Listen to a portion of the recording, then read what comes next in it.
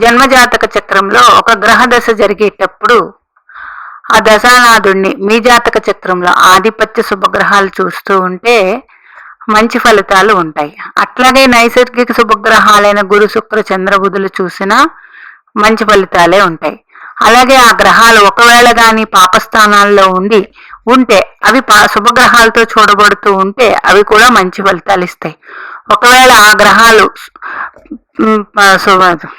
పాపస్థానాల్లో ఉండి పాపగ్రహాలతో చూస్తూ ఉన్నప్పుడు కొంచెం ఆ గ్రహ దశ జాగ్రత్త తీసుకోవడం ఎంతైనా మంచిది.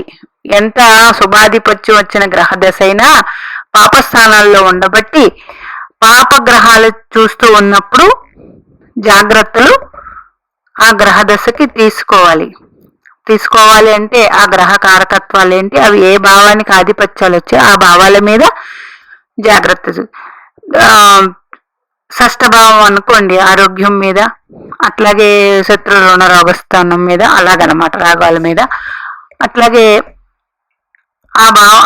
ఆ గ్రహం ఏ భావానికి ఆధిపత్యం వచ్చిందో వాటి మీద ఉంటాయి. కాబట్టి ముందుగానే మనం ప్రిపేర్ అయ్యి జాగ్రత్త పడటం ఎంతైనా మంచిది. అలాగే ఎక్కువ భగవదారాధన మంచిది, శ్రేయస్కరం.